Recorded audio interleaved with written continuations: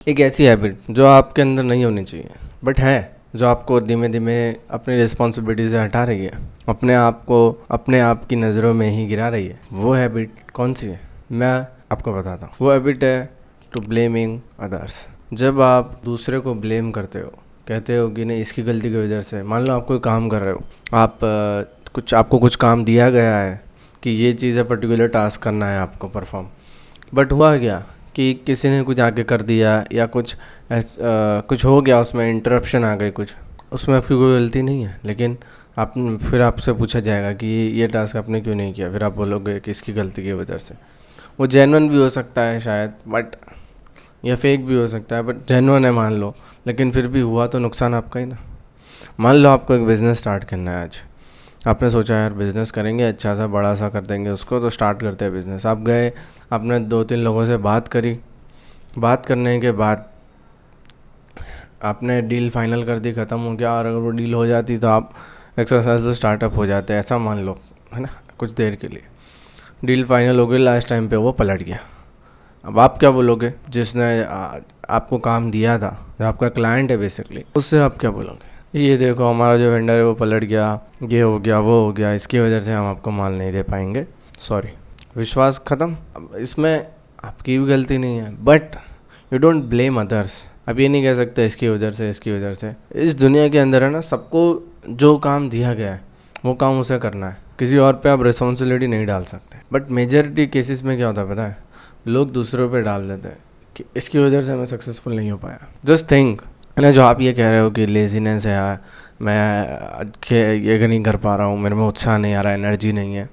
Just think, after the 10 years, 10 साल बाद जब आपसे कोई प्रश्न पूछेगा कि why are you not successful, any terms, not सिर्फ मनी के नहीं, रिलेशनशिप और भी बहुत तरीक़ों से जिसमें आप होना चाहते हो, स्पोर्ट्स में, किसी भी चीज़ में, अगर पूछेगा तो क्या बोलोगे आप? ये बोलोगे कि मैंने ट्राई नहीं किया। आप बोलोगे ट्राई किया था, बट वाई नॉट, क्यों नहीं हुआ सक्सेसफुल? बिकॉज मैं लेज़ी था, इसके लिए नहीं हो पाया, ऐसा बोलोगे। किसी पर ब्लेम नहीं कर सकते आप, क्योंकि अल्टीमेटली किसी की भी गलती हो, नुकसान तो आपका ही हो रहा है ना, किसी और का कोई नुकसान नहीं है इसमें। मान लो आपको सुबह कहीं जाना था, कोई अर्जेंट इंटरव्यू है, ये सब था, आपने मम्मी को बोला मुझे सुबह जल्दी उठा देना, जस्ट फॉर एग्जाम्पल। आपने बोला कि हाँ मुझे सुबह जल्दी उठा देना, मुझे प्रिपरेशन करनी है, मेरा 9 बजे इंटरव्यू है, मुझे 7 बजे उठा देना बेसिकली।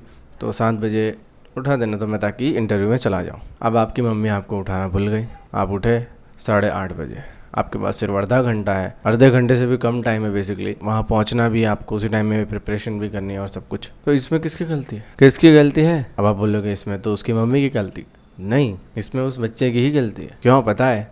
क्योंकि नुकसान तो अल्टीमेटली उसका ही हो रहा है ना। भले ही उसकी मम्मी की गलती है, सबको देखने में लग रहा है कि उसकी मदर की गलती है, बट एक्चुअली नुकसान तो उसी का ही हो रहा है ना, तो उसी की गलती हुई। एक चीज़ है रिस्पॉन्सिबिलिटी, जो आपको लेनी पड़ेगी। अगर आप दूसरों को ब्लेम करते चले जाओगे ना, तो आपकी ये हैबिट बन जाएगी और आप कभी भी जो चाहते वो नहीं कर पाओगे। छोटी छोटी चीज़ है जो आपको चाहिए और आपके पास नहीं है, उसके लिए किसी और को ब्लेम करना बंद कर दो। ये यार मैं तो अमीर नहीं हूँ, मेरे माँ बाप ही ऐसे है। आप ही काम नहीं कर रहे हो, आप ही कुछ ऐसी चीज़ें नहीं कर रहे हो जिससे आप आगे बढ़ सकते हो। इट इज़ योर रिस्पॉन्सिबिलिटी कि आपके मम्मी पापा ने आपको जन्म दे दिया, खाने पीने नॉर्मल थिंग्स सब दे दिए, लेकिन अब आपकी रिस्पॉन्सिबिलिटी है कि आपको उन्हें वो लाइफस्टाइल देना है कि जो वो चाहते हैं, जो वो डिज़र्व करते हैं। It is your responsibility. आप ब्लेम नहीं कर सकते किसी और पे कि कॉलेज ही ख़राब था यार मेरा। तो मान लो आप एग्ज़ाम देने जा रहे हो, एग्ज़ाम में आपके मार्क्स अच्छे नहीं आते, तो आप किसी को ब्लेम क्यों करोगे, है ना। अगर आपने ब्लेम कर रहे हो कि यार इसकी वजह से मेरे मार्क्स कम आए, सो नुकसान तो आपका ही हुआ ना,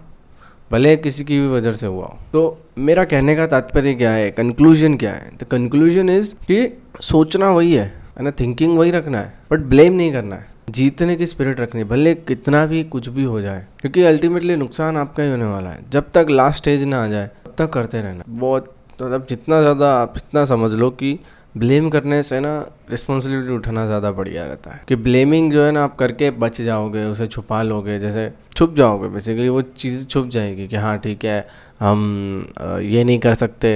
मान लो कोई एग्ज़ाम है जो सिर्फ इंग्लिश में, अब कोई हिंदी मीडियम का बच्चा है, वो कहता है कि नहीं यार मैं तो नहीं दे पाऊँगा कि ये तो इंग्लिश में होता है, बट उसे जाना के लिए, उस कॉलेज में जाने के लिए जिसमें उसकी इच्छा है, जिसमें जाने से उसका नाम फेम सब बढ़ेगा, उसको उधर जाना है, तो वो उसके लिए एग्ज़ाम कंपलसरी है।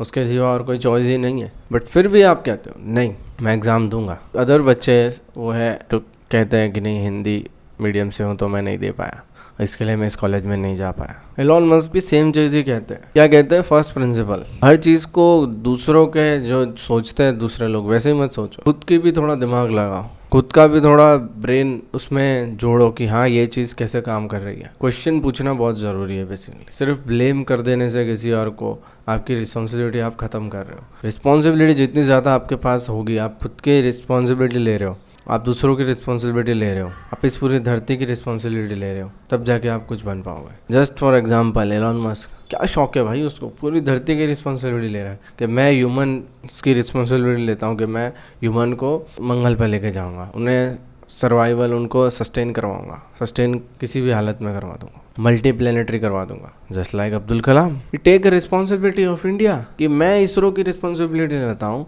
मैं उसे वहाँ तक पहुँचाऊँगा। विदाउट रिस्पॉन्सिबिलिटी आप कुछ नहीं हो। जितनी ज़्यादा आप रिस्पॉन्सिबिलिटी लेते हो उतने ही आप अपग्रेड हो जाते हो, है ना, उतने ज़्यादा आप अपने आप को खुश बेसिकली मान सकते हो। बेसिकली अंदर से ही खुशी आपको होने लग जाएगी जब आप रिस्पॉन्सिबिलिटी ज़्यादा लेने लगोगे तब। नहीं तो ब्लेमिंग करने वाले तो बैठे ही है। जब आप कोई अच्छी पोस्ट पर हो जाओ तब भी यही चीज़ होती है कि अगर आप ब्लेम करते हो किसी और को तो प्रॉब्लम तो आपको ही होने वाली है, कोई नहीं आता भाई, है ना।